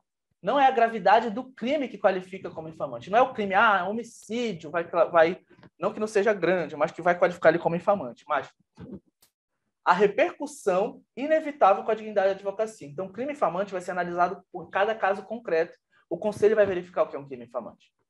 Os requisitos para inscrição nos quadros de estagiário da OAB não são os mesmos para inscrição definitiva como advogado, tendo em vista que se trata de requerimento apenas para conhecer a prática da advocacia. O crime de peculato, no caso concreto, não pode ser considerado como crime infamante, idoneidade moral reconhecida. Então, uma coisa é você ter a idoneidade moral, vai ser reconhecida, e você não vai, mas crime infamante é outra coisa. Olha só aqui, ó. Mas aqui, no caso, já tendo a idoneidade moral reconhecida, você já vai ser excluído. Mas olha só, crime infamante já é outra coisa, tá? Mas como o estatuto fala que você se tornando inidôneo, você não vai poder advogar, você já é excluído. Mas você ser excluído por cometimento de crime infamante é outra história, olha só. Advogado condenado por homicídio pelo Tribunal do Júri, análise da conduta enquanto crime infamante, caracterização da idoneidade moral para exclusão dos quadros da OAB. A condenação na esfera judicial não guarda relação com a esfera administrativa. Afastamento da necessidade de trânsito de julgado para verificação da idoneidade moral. Então, ele está dizendo que eu não espero, não preciso terminar, verificar se a pessoa vai ser condenada para a OAB, verificar se é aquele crime infamante ou não.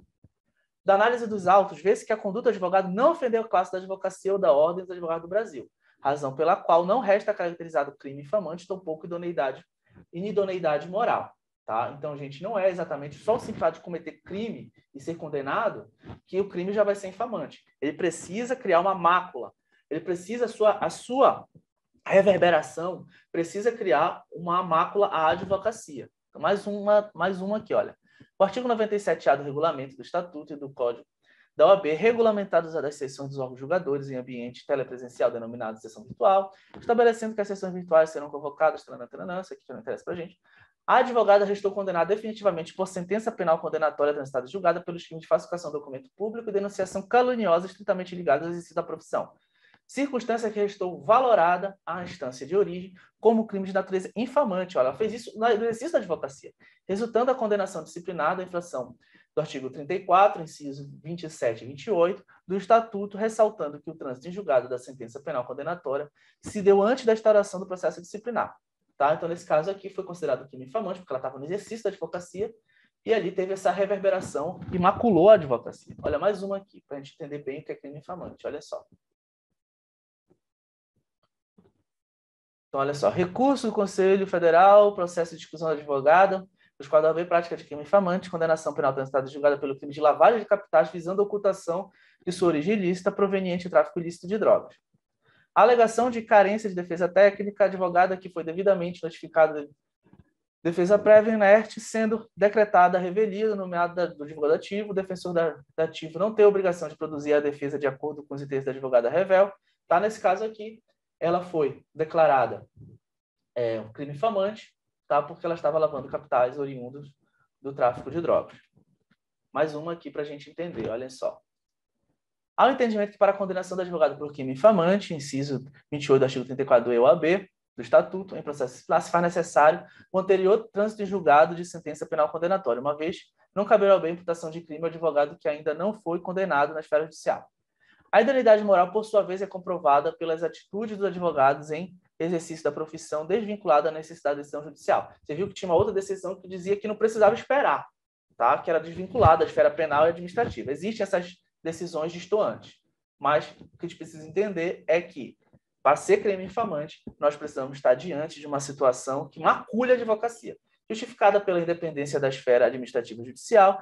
Segundo o artigo 38, a pena de exclusão deve ser aplicada àquele advogado que já sofreu 3 penas de suspensão, como eu falei para vocês. Em complemento, inciso 2º, aponta que tal sanção também será aplicada a quem incorrer nas condutas do inciso 25 a 28 do Estatuto, nesse sentido, tendo o recorrente sofrido várias condenações disciplinares, esse aí era do bom, né? Somadas ao fato de ter sido condenado pela prática de conduta inidônea nesta representação, na outra, precisam manter a exclusão, a pena de exclusão. Gente, sobre a exclusão, deu para entender? Tranquilo? 25 a 28, tá? 25 a 28. E se você for sancionado por suspensão por 3 vezes seguidas. Tranquilo? Sem mistério, né? Gente, multa. Vamos falar aqui do 39, multa. Gente, a multa, ela não é aplicada sozinha. A multa, ela sempre vai ser aplicada ou junto com a censura, ou com a suspensão. Ela não é aplicada junto com a advertência, porque a advertência, em regra, nem é sanção, ou com exclusão. Se eu já estou te tirando, eu não vou te multar. Então, a multa ela não é aplicada sozinha. Então, olha só o que o artigo 39 diz para a gente.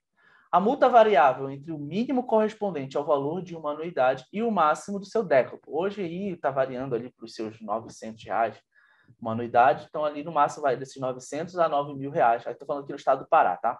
É aplicável cumulativamente com a censura ou suspensão em havendo circunstâncias agravantes, tá? Então, gente, é o seguinte, se eu verificar o seguinte, que a censura, sozinha a censura é pouco, mas suspensão já é muito, não encaixa, a suspensão já é demais, ou então não encaixa a suspensão, então o que eu vou fazer? Eu vou te multar. Mesma coisa aqui, se eu verificar que a suspensão por si só, ela não basta, então eu vou te multar. E aí eu vou fazer uma dosimetria aqui, uma análise de proporcionalidade, qual o valor da multa, que vai do mínimo ao seu décuplo, tá? 10 vezes mais. Sobre multa, deu para entender, galera? Tá? Para a gente estudar aqui as atenuantes, rapidinho? Tranquilo, beleza? Então vamos lá. Você aí em casa, tranquilo? Qualquer coisa, deixa a tua dúvida aqui embaixo, dando teu alô. Lembrando que tem gente assistindo em Portugal, tem gente me acompanhando na Guiana Francesa, Teve gente de outros países aí da Europa também. Tem umas 10 pessoas assistindo em Portugal. Cara, que legal. Vem fazer a prova da OAB aqui e tudo mais, que bacana. Teve outro país agora que eu não lembro, tá? Também na Europa. Inglaterra, tem gente na Inglaterra assim também, fazendo intercâmbio lá, mas professor, terminar o intercâmbio, eu vou fazer aí e tudo mais. Pô, que bacana. Vamos lá, gente. Agora, a minha mesa digitalizadora ficou feliz também, como eu ganhei vida sozinha. Vamos lá, olha só.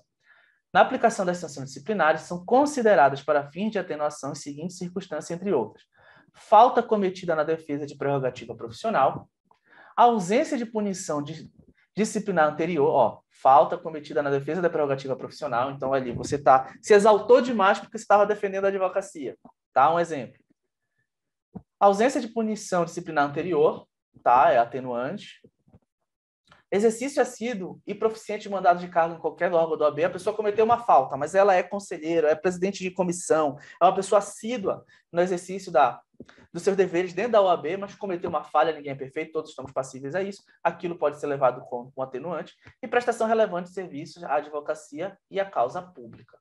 Então, nesse caso, aí são as nossas consequências atenuantes, mas pode haver outras, tá? Lembre que, dentre outros, esse rol aqui, gente, não é exaustivo. É um rol taxativo, tá? Isso aqui tem que ser observado, tá? Mas posso ter outras circunstâncias atenuantes, tá? Ele não se exaure por si só. Vamos lá, gente, falar aqui no parágrafo único do próprio 40. Olha, as atenuantes profissionais do escrito, tá? Os antecedentes profissionais do escrito, as atenuantes, o grau de culpa por ele relevado, as circunstâncias e as consequências de infração são considerados para fim de decidir sobre a conveniência da aplicação cumulativa de multa e outra sanção disciplinar, sobre o tempo da suspensão e o valor da multa aplicável, conforme eu já falei para vocês. Tá? Artigo 41. É permitido, olha só, isso aqui é para o cara que sofreu exclusão, olha só.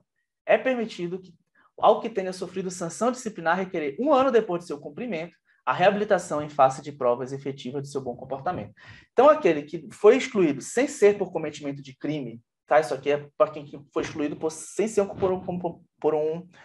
por uma prática de crime, porque foi suspenso por 3 vezes ou porque se tornou inidôneo, mas não necessariamente por um cometimento de um crime, tá?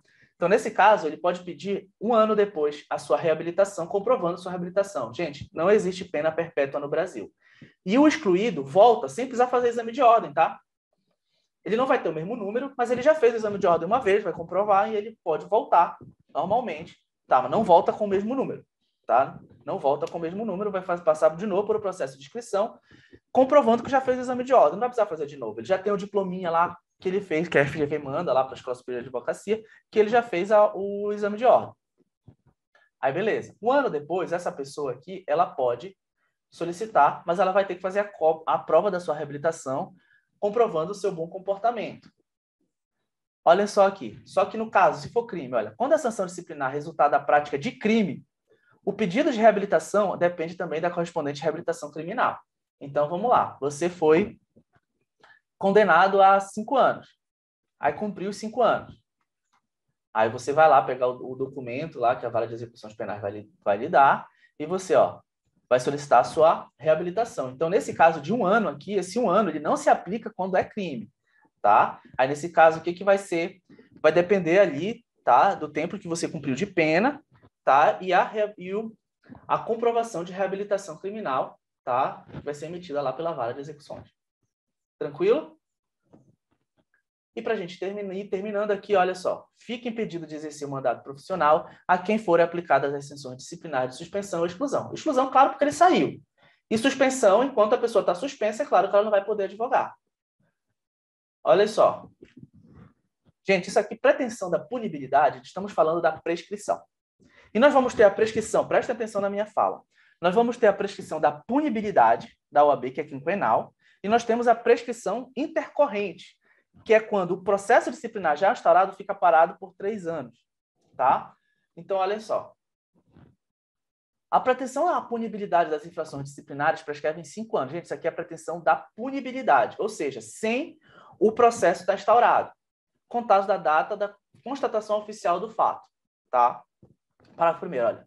Aplica-se a prescrição a todo processo disciplinar paralisado por mais de 3 anos. Então, essa aqui é a prescrição intercorrente. Aqui é a prescrição da pretensão punitiva. Não tem processo. E a partir da constatação oficial do fato que você cometeu uma infração, a OAB tem 5 anos, tá, para exercer a pretensão punitiva sobre essa infração. Essa daqui, do parágrafo 1º, é a prescrição intercorrente, tá, que é quando já tem processo disciplinar, mas ele ficou parado. Então, olha só, aplica-se a prescrição intercorrente a todo processo disciplinar paralisado por mais de 3 anos, pendente de despacho ou julgamento, devendo ser arquivado de ofício ou a requerimento da parte interessada, sem prejuízo de serem apuradas responsabilidades pela paralisação. E o que interrompe a prescrição? Tá? Ó, pela instauração do processo disciplinar ou pela notificação válida diretamente ao representado, nesse caso aqui está falando da prescrição quinquenal. Pela condenação condenatória recorrível de qualquer órgão julgador da OAB, tá? Isso vai interromper. E a prescrição intercorrente? O que interrompe a prescrição intercorrente? Tá? Atos da administração pública não, que estava lembrando da prescrição intercorrente lá do processo disciplinar ambiental, perdão. Atos da OAB, tá? Atos da OAB que dê andamento de fato ao não simplesmente despachos protelatórios, meros despachos sem qualquer condão de andamento, que dê andamento, que solicitem produção de provas, enfim. Esses atos da OAB aqui podem interromper a prescrição intercorrente. Tá? Então, ali não vai ficar paralisado se, por exemplo, houve uma notificação, for um pedido de prova, pedido de manifestação, uma análise da manifestação do advogado, essa prescrição ela vai interromper. Agora, se ele fica 3 anos parado, da OAB mandando ofício dentro da OAB, são meramente ofícios que não têm cunho de dar andamento ao processo. Aí, isso aqui, por exemplo, essa prescrição ela vai continuar correndo. O mais importante é saber que, paralisado por 3 anos, ponto, está paralisado por 3 anos, o processo ele vai prescrever e é a prescrição na modalidade intercorrente. Aqui do caput, eu tenho a prescrição da pretensão punitiva, que é de 5 anos. Eu não tenho processo, tá? Eu não tenho processo. E aí, nesse caso, a prescrição dessa modalidade punitiva vai ser de 5 anos que ela vai prescrever. Deu para entender? Entendido, gente? Compreendido? A gente termina aqui a nossa aula de sanções e infrações, tá? Espero que vocês tenham gostado. Galera da mentoria, tudo certo? Tudo ok? Entendido? Beleza? Dúvidas? Beleza, professor. Então, a gente encerra aqui, tá? Essa nossa aula de sanções e infrações. E a nossa próxima aula, nosso próximo encontro, nós vamos ver ali, você da mentoria e você da gravação, processo administrativo disciplinar e recursos e o sistema OAB, para a gente terminar aí esse nosso conteúdo. Depois a gente vai ficar só fazendo exercícios. Beleza? Então, estamos juntos. Galera da mentoria, muito obrigado. Você que está assistindo a gravação, muito obrigado também pela sua audiência. E não esquece de deixar teu like, deixar teu joinha, curtir aqui o canal, né? Deixar de te inscrever aqui no canal. Hoje nós já somos o canal que mais produz conteúdo em direito ambiental no Brasil e estamos no caminho para ser o canal que mais produz conteúdo em ética profissional em breve, com toda certeza, e eu conto com teu apoio. Compartilha esse vídeo ali com o pessoal da faculdade, com o pessoal do estágio, com o pessoal do cursinho, com quem possa gerar valor, tá bom? Abração, gente. Beijo do professor Thiago.